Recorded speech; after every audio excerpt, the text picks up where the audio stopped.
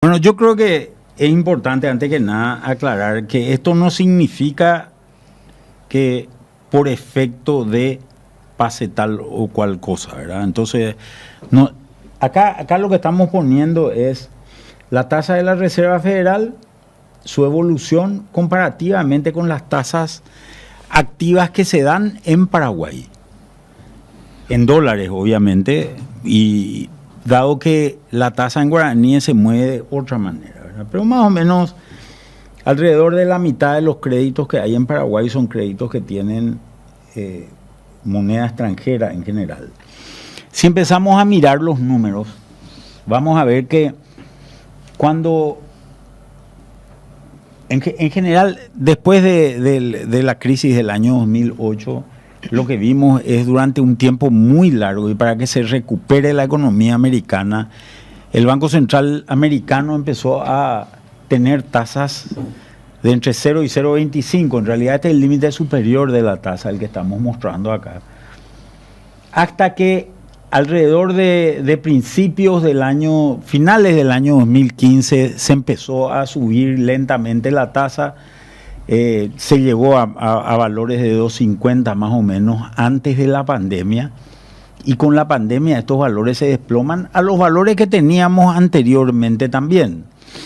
Ahí empieza a haber inflación en Estados Unidos. La inflación llega casi al 10%, y esa inflación que llega casi al 10% les hace subir muy violentamente su tasa de interés de política al Banco Central, hasta que más o menos a principios del año pasado, finales del año 2023, cuando se empieza a controlar lentamente la inflación, baja ese valor hasta valores de más o menos 4,50, que era el que teníamos hasta la semana pasada, ¿verdad? Este gráfico que vemos muestra esa evolución, pero muestra también la evolución de la tasa en guaraníes, de la tasa de dólares en Paraguay, y cómo ha ido evolucionando. Y fijémonos algunos eventos que son importantes. Cuando la tasa baja de 2,50 a 0,25 en la pandemia, la tasa en dólares baja de 8,52 a 4,98, a casi 5% en Paraguay. Esto es para el público. Tasa activa para préstamos comerciales. Sí. Cuando la tasa vuelve a subir, cuando se da la inflación americana y pasa de 0,25 a 5,50, vuelve a subir la tasa de 4,98 a 8,63. Y ahora está empezando a bajar. Tenemos más o menos 64 puntos básicos menos de lo que teníamos anteriormente. ¿Qué es lo que pasa? ¿O cómo es el mecanismo de transmisión que se va dando? El mecanismo de transmisión que se va dando es el siguiente. Esta tasa que mostramos americana es lo que se llama el overnight americano. ¿Qué quiere decir el overnight americano? Es la tasa más corta que hay en la economía americana. Es una tasa de préstamos interbancarios o préstamos entre la Reserva Federal y los bancos comerciales que se hace a menos de un día de plazo, ¿verdad? En general, para cubrir algún problema que puedan tener este tipo de bancos. Es la tasa siempre la más baja que tiene una economía, y particularmente la economía americana en este caso, ¿verdad? Entonces, lo que vemos es que cuando esa tasa baja, en general se abarata el dinero para los bancos comerciales, y los bancos comerciales empiezan a ofrecer por CD, se llaman en Estados Unidos, certificado de depósito de ahorro, se llaman en Paraguay, empiezan a ofrecer menores tasas también a los ahorristas. Entonces, eso termina también en que el banco comercial ofrece una menor tasa al que quiere tomar un crédito, y esas menores tasas se van diseminando dentro del mercado. Estas tasas que vemos acá son tasas promedio en el caso de Paraguay. Entonces, eso llega a un banco americano. Ese banco americano empieza a salir al resto del mundo. Se empieza a ir con esas tasas más baratas al resto del mundo. Tiene una afluencia de dólares importante. Y esas tasas, entonces se acerca, por ejemplo, a un banco paraguayo y le dice: yo te ofrezco un negocio de 10, 20, 30 millones de dólares. Son negocios importantes en términos de volumen, y esa cantidad de dinero que le ofrezco al banco paraguayo, en este caso, también se ofrece a una tasa más baja. Entonces, ese fenómeno que se originó en Estados Unidos empieza a diseminarse por el resto del mundo. Y así van bajando las tasas, ¿verdad?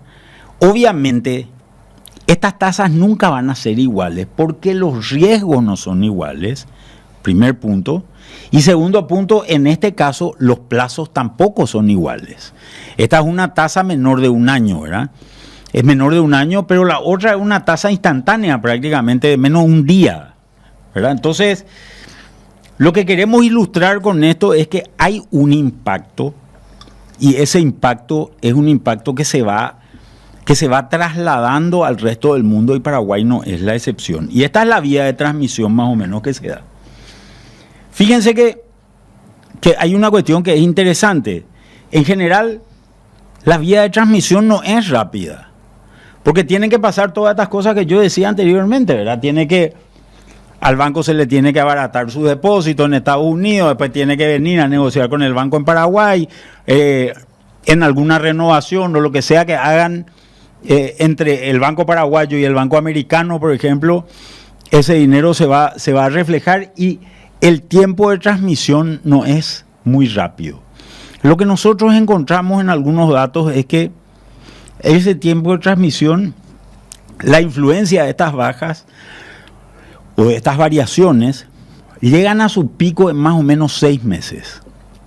En 6 meses alcanzamos más o menos 12%. O sea, esta variación de tasas paraguayas, podríamos decir que si esta causalidad es real, explica más o menos el 12% de los movimientos. El 12% de los movimientos. Y el impacto relativo es que más o menos vos tenés 0,25 de variación, y ese 0,25 de variación puede llegar a tener una variación superior en Paraguay, porque es más volátil.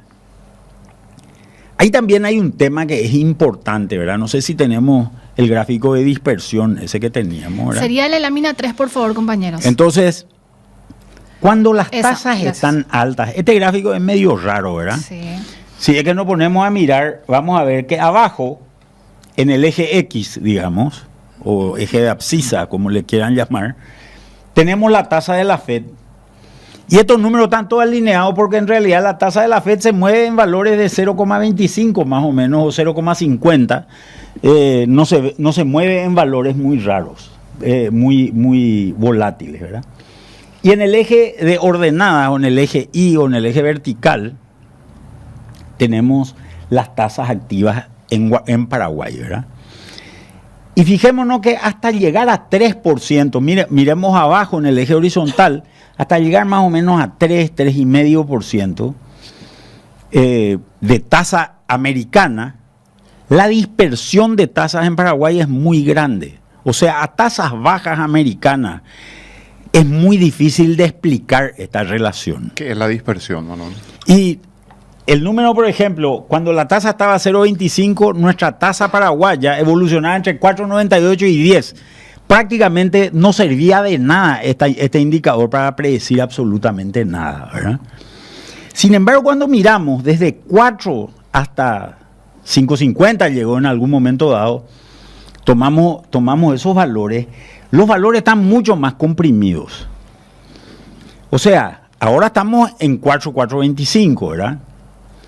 Lo que podemos decir es que la variación es mucho más pequeña de las tasas en Paraguay. Entonces, lo que podemos decir es, hay un efecto que es más o menos del 12%, que tarda más o menos 6 meses en llegar, y la tasa no va a bajar tanto en Paraguay. Va a haber una baja. La tasa en dólares en Paraguay no va a bajar de tanto. Los créditos, de la tasa activa. Claro, porque tenemos tasas elevadas todavía, ¿verdad? En Estados Unidos. Seguramente vamos a tener un impacto un poco mayor si las tasas siguen bajando.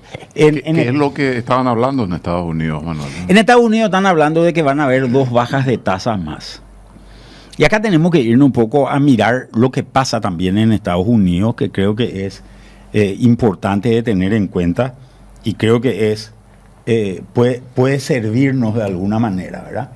En Estados Unidos se está diciendo lo siguiente, ¿verdad? Esta baja de tasas es el resultado de básicamente una inflación bastante robusta en términos de su valor, por llamarlo de alguna manera, ¿verdad? Está en 2,9% la inflación americana y no quiere bajar de ese valor. Bastante terca esta inflación americana para no querer bajar de esos valores. Obviamente, todas estas tarifas que se pusieron en Estados Unidos, todos estos aranceles que se pusieron a la importación en Estados Unidos están afectando el nivel de precios. Pero lo que va a ocurrir va a presionar más al alza la inflación, la baja de tasa en Estados Unidos, Manuel. Bueno, acá hay un tema que es importante. La Reserva Federal Americana, a diferencia de casi todos los bancos centrales del mundo, tiene un mandato doble. El mandato doble es que ellos también se preocupan del tema de empleo. En otras palabras, a diferencia de nuestro Banco Central, que solo se preocupa de la inflación por su propio mandato, en Estados Unidos se preocupa de la inflación, del nivel de precios, y al preocuparse del empleo se preocupa también del crecimiento económico. Entonces lo que se fue viendo realmente con muy pocos datos, 2 semanas más o menos, es que estaban empezando a caer la generación de empleos en Estados Unidos. Ese es un indicador que en Paraguay nosotros ni siquiera tenemos ese número, lo tenemos cada 3 meses, ¿verdad? El IPS tiene esos datos, pero no los publica, ¿verdad? Por ejemplo. Entonces, este es el valor neto entre la cantidad de gente que fue despedida y la cantidad de gente que fue contratada, digamos, ¿verdad? En toda la economía americana. Este número, que es un número que indica el nivel de crecimiento, es un número que se empezó a ver afectado. Entonces, la Reserva Federal dice, por esta razón voy a bajar 0,25 la tasa, ¿verdad? En realidad son muy pocos datos para hacerlo, pero en realidad también hay mucha presión política por parte de Donald Trump sobre la Reserva Federal con este tema, ¿verdad? Ahora, una de las cosas que está pasando, que es interesante de tener en cuenta, es en Estados Unidos había un miedo a la recesión. Con una tasa más baja, esos miedos a la recesión seguramente son menores de lo que eran anteriormente, ¿verdad? Entonces, al ser menores, hay un nivel de actividad económica que posiblemente va a tener mayor importancia. Esto, por un lado, es importante. Por otro lado, es importante también otro evento, que es lo que se llama la curva de tasas. La curva de tasas arranca con esta tasa que estábamos viendo, que es la tasa de la Fed, pero termina en una tasa que paga el gobierno de Estados Unidos por un bono de 30 años, ¿verdad? Fíjate que durante muchos años, veíamos en el gráfico anterior que durante muchos años... Lámina 1, por favor, compañeros. Que durante muchos años se había tenido una tasa baja. Y como se había tenido una tasa baja durante muchos años, los gobiernos empezaron a tomar deuda. Paraguay también. ¿Por qué? Porque era barata la tasa. La tasa automáticamente, la tasa del bono de 10 años, que es el bono de referencia de largo plazo en la curva de tasas americanas, bajó por debajo de 4. Y acá hay cosas que son interesantes de tener en cuenta. ¿Vos te acordás, no sé, Roberto, Prince, se acuerdan de que hasta hace 3 años los argentinos traían plata en pala para comprar departamentos en Asunción? Hasta ahora ves muchos de los edificios que se hicieron en esa época que tienen la luz apagada porque en realidad era para proteger su plata. que traían, ¿verdad? Convertían billetes en ladrillos. Exactamente, en ladrillo en Paraguay, fuera de la Argentina, ¿verdad? Entonces esa plata que tenían en su colchón, la movían y la traían, de alguna manera la traían a Paraguay. ¿Cuándo se fueron los argentinos? Los argentinos se fueron. ¿Por qué se fueron? Porque empezó a subir la tasa del bono de 10 años. La tasa del bono de 10 años estaba en 1,50 más o menos. Y vos ganabas, más o menos alquilando un departamento en Asunción, ganabas alrededor de 5%. Bruto, ¿verdad? Seguí ganando hoy más o menos 5% valor bruto. Después le tenés que descontar a eso el impuesto inmobiliario, el mantenimiento, etcétera, ¿verdad? Pero seguí ganando más o menos esos valores. Si la tasa de 10 años baja, posiblemente vengan los argentinos nuevamente, que de hecho están empezando a venir, vengan argentinos nuevamente a invertir en departamentos. Obviamente acá tiene mucho que ver lo que pasa en Argentina, ¿verdad? En Argentina se hizo un blanqueo hace... Bueno, se habilitaron cuentas en dólares. Todo el gobierno que vino hizo un blanqueo en la Argentina. Y se hizo un blanqueo que creo que fue el año pasado. Y este año se levantó el ¿cómo se llama el candado? El cepo. El cepo. El candado es la señora esta. Que preocupa mucho. Pero esa es otra historia, ¿verdad? Sí. El cepo, donde básicamente se empezó a poder cambiar libremente dólares, ¿verdad? En Argentina, después de todos estos escándalos que tuvo el gobierno de Milei en los últimos días, 15 días. La última semana, claro, en los últimos 15 días más o menos, ¿qué fue lo que ocurrió? Lo que ocurrió es, empezó a subir el tipo de cambio en Argentina fuertemente. El tipo de cambio estaba más o menos a 1.300, hoy está más o menos a 1.450 en 15 días, cuando que en el resto del mundo el tipo de cambio está bajando. Entonces Argentina se está moviendo de contramano con el resto del mundo también por una situación interna. En estos blanqueos que se hacen, básicamente lo que se dice es sacar la plata de tu colchón y traer y meter en el banco, ¿verdad? Declarar de dónde no te voy a preguntar de dónde sacaste. Eso el monto, qué sé yo. Claro, no, pues ahora liberaron el monto que vos quieras. Y estos argentinos que no confían en su gobierno ni en su moneda, nunca sacan todo. Y tienen mucho, ¿eh? Yo me acuerdo, de esto hace mucho ya, 10 años más o menos, un estudio de la CIA y la Reserva Federal calculaban que 10% de todos los dólares que hay en el mundo estaban o en Argentina o en Rusia. De los billetes. De los billetes. O sea, los colchones argentinos son grandotes, ¿verdad? Porque están llenos de dólares, ¿verdad? Ahí lo meten en colchones, no en sobres. Exactamente.